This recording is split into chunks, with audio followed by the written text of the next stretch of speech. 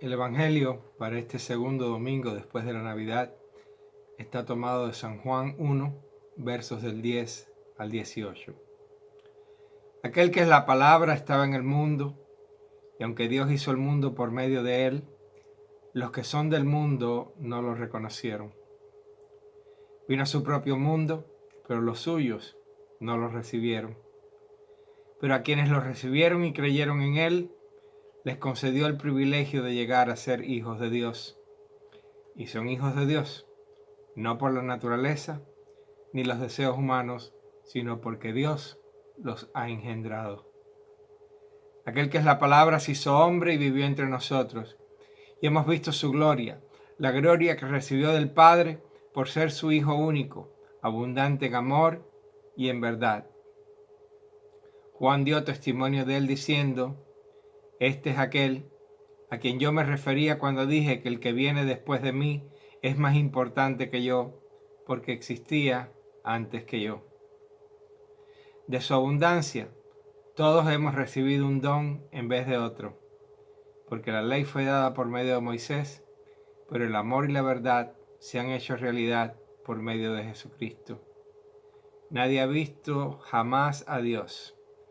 El Hijo único, que es Dios y que vive en íntima comunión con el Padre, es quien nos los ha dado a conocer. Palabra de Dios. Te alabamos, Señor. Las historias de Navidad que nos relatan Mateo y Lucas serían fáciles de representar por un grupo de niños. Sin embargo, hoy, en este segundo domingo de Navidad, miramos la escena de la Natividad de nuestro Señor de una manera completamente distinta. No hay un bebé descansando en un pesebre, no están María y José viajando a Belén, no hay ángeles ni pastores, no se dice nada de la aparición de una estrella ni de unos hombres sabios de Oriente que la siguieran. Definitivamente, San Juan está preocupado por presentarnos un aspecto diferente de la historia. Para mí es que, mientras Mateo y Lucas nos cuentan la historia de la Navidad por fuera, San Juan nos cuenta la historia por dentro.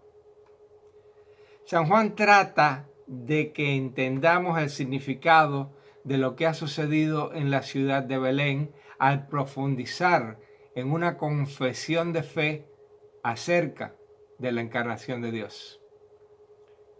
En la historia que nos relata San Juan, a pesar de que se cita a Juan el Bautista, solo hay dos personajes: la palabra de Dios y Dios mismo. En este pasaje, la historia de Jesús, a quien Juan se refiere como palabra de Dios, es la historia de Dios mismo. Estos versos del Evangelio de San Juan no son una especulación acerca del carácter de la palabra encarnada, sino por el contrario, son el testimonio personal de uno de aquellos cuya vida fue transformada por la encarnación de la palabra. Estos versos, en vez de preocuparse con detalles históricos, se concentran en una visión teológica de la diferencia que hace la encarnación de la palabra en la vida del mundo. La confesión de San Juan va más allá de un bebé que nace, que lo envuelven en pañales y lo acuestan en un pesebre.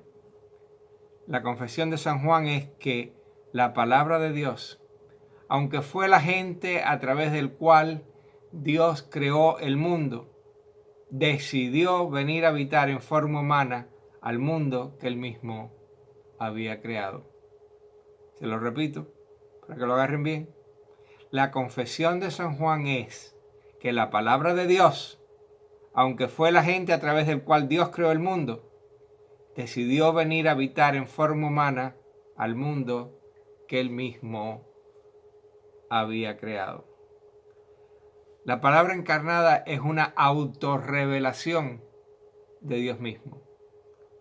Recuerdo cuando mi nieta Sofía era bebé. Yo quería que me pudiera decir lo que le estaba pasando cuando estaba llorando. ¿Tienes hambre? ¿Te duele algo? Y por supuesto que ahí se desataba un campeonato de lucha libre para ver quién era el primero que llegaba a la cuna a sacarla de ella. A los padres nos hace falta alguna forma de comunicación para saber lo que le está pasando a nuestros infantes. Claro que esto es cierto también cuando ya tienen 20 años y viven aparte de nosotros. Las llamadas electrónicas, los mensajes de textos y los correos electrónicos nos permiten saber qué están haciendo, qué están pensando o qué están sintiendo, excepto, por supuesto, cuando nos están ocultando algo. Jesucristo, como revelador de Dios, es así. Él nos comunica a nosotros los pensamientos, los sentimientos y los deseos de Dios. Pero Él no se limita solamente a hablar de lo que sucede dentro de Dios.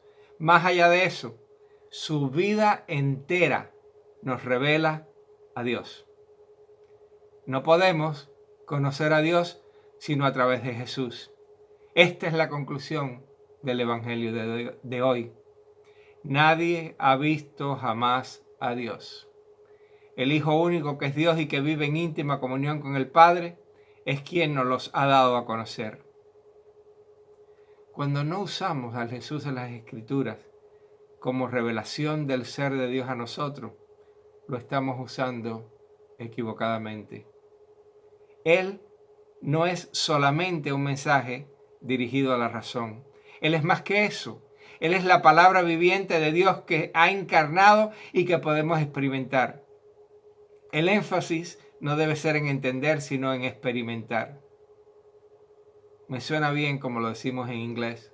God is happening to us. En español no se oye muy bien, pero significa más o menos Dios nos está sucediendo. Lo que nos está pasando es que estamos experimentando a Dios. En las tradiciones que adoramos de acuerdo con la tradición antigua de la iglesia, terminamos las lecturas de la palabra anunciando palabra de Dios, a lo que el pueblo responde diciendo: te adoramos, Señor. Al anunciar palabra de Dios, estamos afirmando que alguien nos está hablando y que ese alguien es Dios mismo. El verso 18 es una joya espiritual. Me encanta. La misión de Jesús se describe en este último verso del Evangelio de Dios. Nadie ha visto jamás a Dios. El Hijo único, que es Dios y que vive en íntima comunión con el Padre, es quien nos los ha dado a conocer. Jesús viene a nosotros. Algunos no lo recibieron ni creyeron en Él. Otros sí los hemos recibido y hemos creído en Él. Y la maravillosa noticia es que a quienes lo recibieron y creyeron en Él, les concedió el privilegio de llegar a ser hijos de Dios. Aleluya. Y son hijos de Dios no por la naturaleza ni los deseos humanos, sino porque Dios los ha engendrado.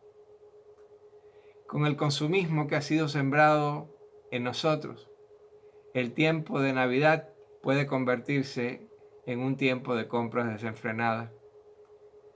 En medio de toda esa revolución religioso-comercial, se nos puede escapar el verdadero sentido de la Navidad que Juan está tratando de describir en el Evangelio de hoy. La palabra de Dios, Jesucristo, aunque existía en forma de Dios, no se aferró a ello, sino que se despojó a sí mismo y descendió a compartir nuestra suerte. La palabra creadora desciende a compartir nuestra suerte y nuestros sufrimientos. En una conversación con un joven budista, me explicó que los budistas tienen 4 nobles verdades. Vivir es sufrir, el sufrimiento es causado por el deseo, uno puede eliminar el sufrimiento mediante la eliminación de todas las ataduras, y esto se alcanza siguiendo el octuple noble sendero. La verdad, con mi respeto hacia los budistas, yo no necesito 4 verdades. Tengo una sola y esta me basta. Mi verdad es Cristo. ¿Cuántos dicen amén? Y el mensaje de Cristo es que el que ama sufre y el que no sufre es porque no ama.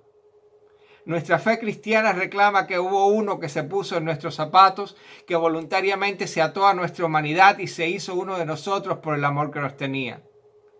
Por un amor que no somos ni capaces de comprender.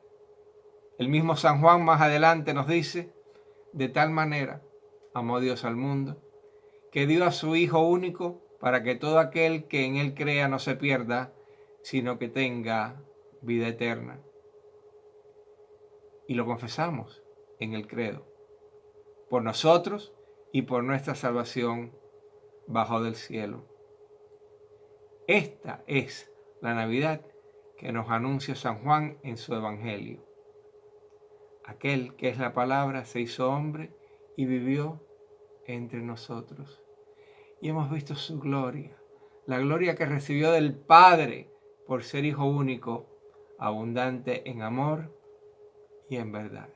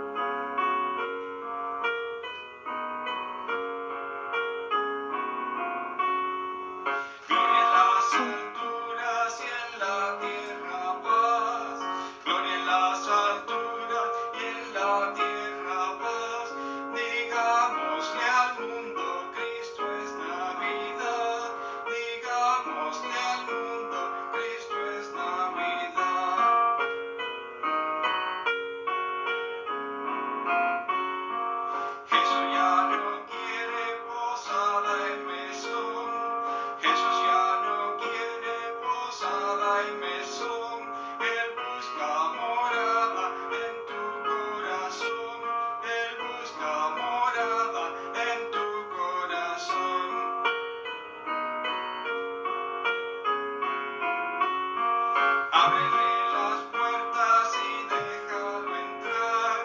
Ábrele las puertas y déjalo entrar. Y todos los días será Navidad. Y todos los días será Navidad. Que Dios Todopoderoso, Padre, Hijo y Espíritu Santo, los bendiga ahora y siempre. Amén.